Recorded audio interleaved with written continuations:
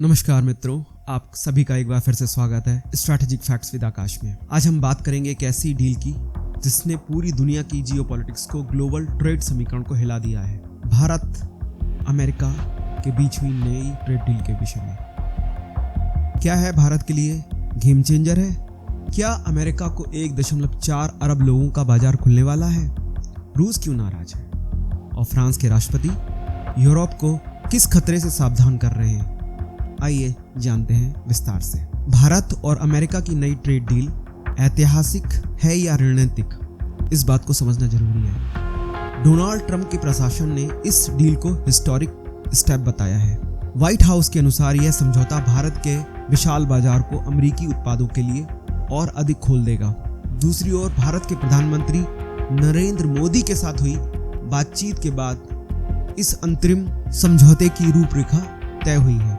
Deal के प्रमुख बिंदु क्या हैं, ये बात समझते हैं। अमेरिका ने भारत पे 25% का रेसिप्रोकल टैरिफ घटाकर 18% कर दिया है। इसके अतिरिक्त 25% टैरिफ हटाने पर सहमति बनी है यदि भारत रूसी तेल का आयात हल्के हल्के समाप्त कर देता है। तब भारत में कई अमेरिकी उत्पादों पर टैरिफ कम या समाप्त करने का आश्वासन दिया है। यहाँ पे सबसे महत्वपूर्ण बात यह है, अमेरिकी प्रशासन कह रहा है कि भारत ने कई अमेरिकी उत्पादों पर टैरिफ या तो कम या समाप्त करने का आश्वासन दिया है। Agriculture products like soyabean oil, दालें, फल, industrial goods, wine and spirits.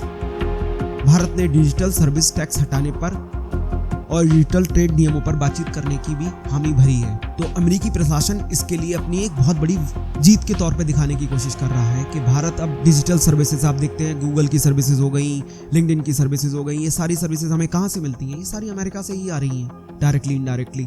तो उस पर भारत सरकार जो डिजिटल सर्विस टैक्स लगा रहा है वो सब हटाने के लिए या कम करने के लिए बातचीत चल रही है, ये अमेरिकी प्रशासन का कहना है।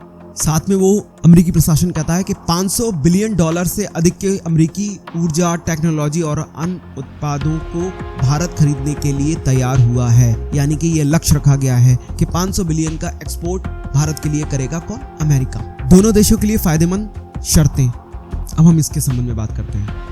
भारत के लिए क्या लाभ हो रहा है? अमेरिकी बाजार में बेहतर पहुंच हो रही है। किन कंपनियों की हो रही है? यहाँ पे IT, फार्मा, टेक स्टार्टअप्स को फायदा होता दिख रहा है।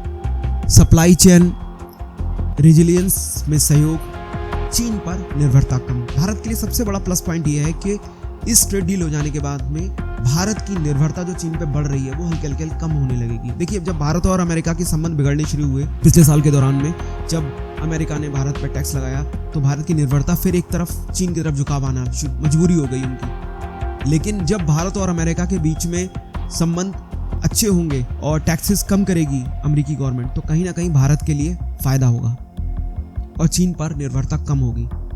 टेक्नोलॉजी ट्रांसफर और जॉइंट इनोवेशन, ये भी एक बहुत बड़ा प्लस पॉइंट है भारत के लिए। टेक्नोलॉजी ट्रांसफर आज भारत के लिए हथियारों का और इनोवेशन, नए इनोवेशन आइडियाज के लिए टेक्नोलॉजी कंपनियों के साथ में अगर संबंध अच्छे बनते हैं तो भारत का बिजनेस बढ़ेगा। निवेश और रोजगार के नए अवसर खुलेंगे। LNG और ऊर्जा आयात के जरिए अन्य स्रोतों का विविधीकरण होगा। अच्छा, यहाँ पे केवल भारत के लिए लाभ नहीं है, अमेरिका के लिए क्या लाभ है? अमेरिका को 1.4 अरब उपभोक्ताओं का विशाल बाजार मिलेगा। भारत एक बहुत बड़ा बाजार है। कृषि और ऊर्जा निर्यात में बढ़ोतरी होगी। डिजिटल ट्रेड में निष्पक्ष नियम बनेंगे। चीन की गैर बाजार नीतियों के खिलाफ रणनीतिक सहयोग होगा। यहाँ पे ट्रंप का दावा है और भारतीय व्यापारियों की चिंता भी है। यहाँ ट्रंप का दावा है और भारतीय व्यापारियों की कुछ चिंता भी है। डोनाल्ड ट्रंप ने दावा किया है कि भारत ने टैरिफ को 0 पर करने की सहमति दी है। हालांकि व्हाइट हाउस ने आधिकारिक बयान में स्पष्ट किया है कि चयनित उत्पादों पर चरणबद्ध कटौती होगी, ना कि सभी आयात शुल्क तत्काल समाप्त हो जाएंगे। मतलब जो भी है आयात शुल्क वो हल्के हल्के कम होंगे, ऐसा नहीं एकदम तरीके से समाप्त कर जाएंगे।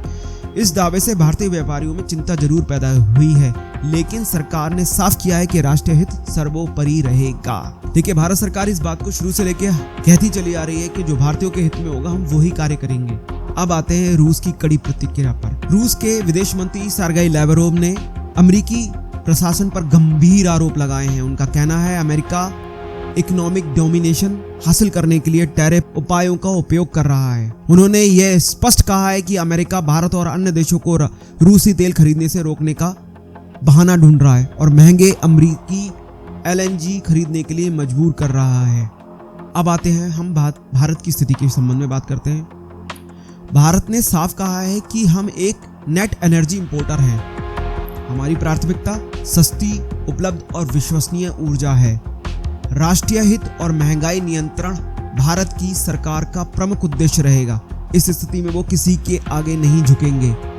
मैं फिर से अपनी बात को रिपीट करता हूँ कि भारत ने कहा है वो इस संबंध में किसी के आगे नहीं झुकेंगे। यहाँ भारत ने संतुलन की नीति अपनाई है और अमेरिका से व्यापार बढ़ाने का रास्ता भी खोला है और रूस के साथ संबंध पूरी तरह से खत्म ना हो ऐसा भी प्रयास किया है। कहने का तात्पर्य यह है कि भारत अमेरिका के साथ संबंध बढ़ाना चाहता है लेकिन रूस को खोना भी नहीं चाहता और दोनों ही पक्षों को बैलेंस करने की कोशिश कर रहा है। भारत का पहला उद्देश्य और सबसे प्रमुख उद्देश्य यही है कि भारतीय हितों पे कोई असर ना पड़े।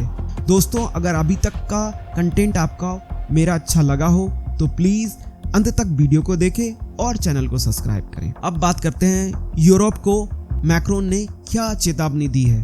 देखिए, फ्रांस के राष्ट्रपति इमैनुअल मैक्रोन ने यूरोप को चेतावनी दी है कि अमेरिका और चीन की प्रतिस्पर्धा के बीच अगर यूरोप में निवेश को नहीं सुधारा गया तो परेशानियां बढ़ सकती हैं, स्विफ्ट एसाइड हो सकता है। उन्होंने कहा यूरोप को 1.2 ट्रिलियन यूरो सालाना निवेश बढ़ाने की जरूरी है। अगर वो ऐसा नहीं करते हैं तो दिक्कत होगी। ग्रीन टेक्नोलॉजी, डिजिटल, डिफेंस और सिक्योरिटी सेक्टर में मैक्रो ने कॉमन यूरोपियन डेब्ट यानी यूरो बॉन्ड्स की वकालत भी की है। देखिए, यहाँ पे मैक्रोन कह रहा है कि किसी भी स्थिति में हमारे लिए अमेरिका और चाइना के बीच चलने वाली प्रतिस्पर्धा में बीच में घुसने की जरूरत नहीं है। हमें दोनों पक्षों को साधने की जरूरत है और अपना इन्वेस्टमेंट बढ़ाने की जरूरत है। 2 ट्रिलियन यूरोस का सालाना निवेश बढ़ाने की जरूरत है। किस क्षेत्र में? ग्रीन टेक्नोलॉजी, डिजिटल, डिफेंस और सिक्योरिटी सेक्टर में। देखिए, आप जानते ही हैं कि अमेरिकी राष्ट्रपति कई बार धमका चुके हैं यूरोपियन कंट्रीज को कि अगर वो आज अपने हाथ खींच ले तो नाटो समाप्त है। नाटो के लिए केबल चलाने वाला कौन है? अमेरिका। इस तरीके से कहीं ना कहीं प्रेशर है किस पे? नाटो कंट्रीज पे, यूरोपियन कंट्रीज। नाटो में सबसे ज्यादा भाग हिस्सा किसका है?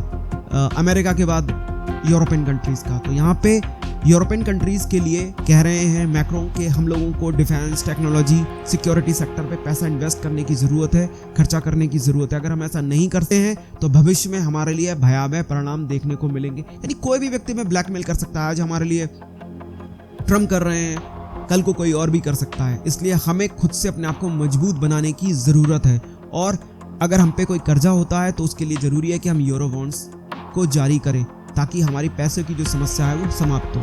दोस्तों, अब बात करते हैं वैश्विक समीकरण के संबंध में। नया ट्रेंड और ब्लॉक बन रहा है। आज दुनिया 3 बड़े आर्थिक ध्रुवों में बढ़ती दिख रही है। अमेरिका, भारत टेक्नोलॉजी और ट्रेड साझेदारी, रूस, चीन ऊर्जा और रणनीतिक गठजोड़, यूरोप की स्वतंत्र रणनीतिक पहचान की कोशिश। भारत यहाँ पर एक स्विंग पावर की भूमिका निभा रहा है। भारत की भूमिका एक ऐसी है कि वो सबके सारे पक्षों के बीच में एक पोल के तौर पे सामने आने की कोशिश कर रहा है, कर नहीं रहा है। भारत सभी पक्षों के बीच में एक पुल का काम करना चाहता है और कर भी रहा है, सबको जोड़ रहा है। उसके संबंध ना तो यूरोपीय संघ के साथ खराब है, आपने देखा ही है अभी एक mother of all deal sign हुई है यूरोपीय संघ के साथ में। ना ही वो अमेरिका के साथ संबंध खराब कर रहा है, ना चाइना के साथ संबंध खराब कर रहा है, ना रशिया के साथ। वो सबके साथ अपने संबंधों को बनाना चाहता है और प्रोग्रेस की ओर बढ़ना चाहता है। यहाँ पे हम नेक्स्ट पॉइंट की बात करें, बीटीए की दिशा। दोनों देश भारत और अमेरिका बीटीए एग्रीमेंट की ओर बढ़ रहे हैं। आने वाले हफ्तों में इसकी चर्चा होगी। अमेरिका और भारत के बीच बचे हुए टैरिफ, सेवाएं और निवेश, बौद्धिक संपदा, एकाधिकार, सरकारी खरीद, श्रम और पर्यावरण मानक, अगर यह सफल रहा तो भारत अमेरिका के आर्थिक संबंधों का एक नया अध्याय शुरू होगा। तो मित्रों, यहाँ पर भारत और अमेरिका के बीच में बौद्धिक संपदा अधिकार, सरकारी खरीद, श्रम और पर्यावरण मानक, ये सारी चीजें अगर सफल रही तो भारत अमेरिका के संबंधों का एक नया अध्याय शुरू होगा और भारत को जो प्रोग्रेस की राह पे है वो और तेजी से बढ़ेगा और एक बड़ी इकोनॉमी बढ़ने की ओर जो भारत प्रयास कर रहा है। हम 4th इकोनॉमी है, हम बहुत जल्दी 3rd इकोनॉमी बन सकते हैं अगर हमारे संबंध सभी लोगों के साथ अच्छे रहते हैं, चाहे अमेरिका है, चाहे यूरोपीय संघ है, चाइना है या रूस है। यहाँ तक का कंटेंट मित्रों अगर आपको अच्छा लगा हो तो प्लीज कमेंट कीजिए। निष्कर्ष के तौर पे मैं आप लोगों से कहना चाहता हूँ, भारत और अमेरिका के बीच ये डील समझौता व्यापार समझौता ही नहीं है, ये ऊर्जा, टेक्नोलॉजी, जियोपॉलिटिक्स और वैश्विक शांति संतुलन का मामला है। भारत के लिए चुनौती है अमेरिका के साथ संबंध मजबूत करना, लेकिन रूस और यूरोप के साथ रणनीतिक संबंध को बनाए रखना। क्या यह भारत को वैश्विक शक्ति के रूप में स्थापित करेगा, ये देखने वाली बात है, या एक नई निर्भरता पैदा करेगा, ये सब कुछ आने वाला समय बताएगा। मित्रों मैं यहाँ पे ये कहना चाहता हूँ, भारत को किसी पे निर्भर नहीं होना है, जो मेरी अंडरस्टैंडिंग है, लेकिन हर पक्ष के साथ संबंध अगर भारत के अच्छे रहेंगे, जैसा कि मैं पहले कह चुका हूं, वो भारत के हित में रहेगा। अंत में यही कहना चाहता हूं मित्रों, अगर आपको मेरा विश्लेषण पसंद आया हो तो प्लीज इसे लाइक करें, सब्सक्राइब करना ना भूलें। साथ में कोशिश करें कि मेरा जो वीडियो है वो अंत तक देखें। जो मैंने रिसर्च करी है उसके ऊपर आपके विचार कैसे हैं, अपने कमेंट दें और मुझे अपने सुझाव दें ताकि मैं इसको और बेहतर कर सकूं। धन्यवाद मित्रों। वंदे मातरम। भारत माता की जय।